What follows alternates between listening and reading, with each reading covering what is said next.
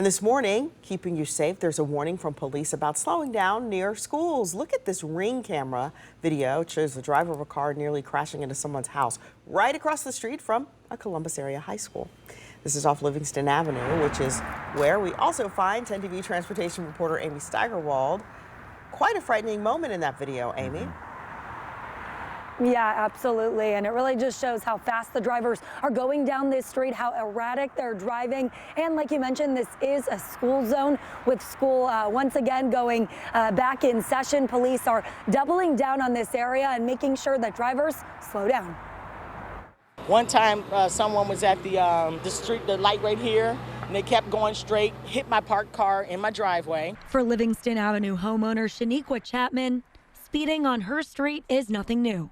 Chapman has had multiple issues with drivers either speeding into her driveway, through her yard, and in some cases, crashing into her house. They came through my front yard, kept going, went around my house, missed my house, went around my house, dumped all the alcohol out, came back in the front, and then put out the driveway as if nothing happens. This is just one of the crashes Chapman has encountered on her property within the past few years. And it just so happens she lives right across the street from Bishop Hartley High School. It's an area officers consistently give out citations for drivers going well above the speed limit year-round and during school hours. Livingston Avenue, we usually have an average of 50 miles an hour.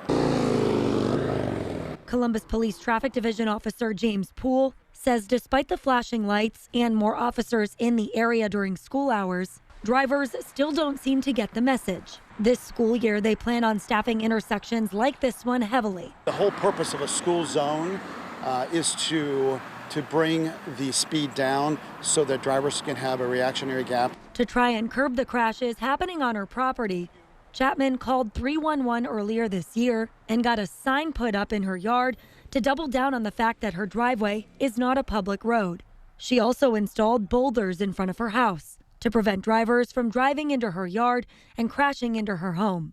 But as the school year approaches, she feels something more should be done, like putting in speed bumps. When school's in session, does it make you a little more concerned that they're not slowing down? Yeah, well, yes, definitely. That's why I suggest the speed bumps, because you have to slow down with the speed bumps. As Columbus students head back to the classroom this week, officers say they will be closely watching this spot.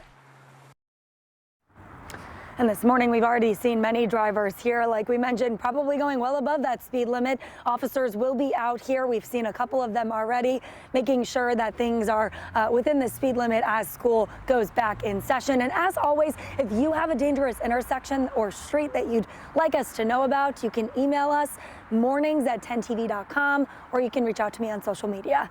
For now, reporting live in Columbus, Amy Steigerwald for 10 TV News.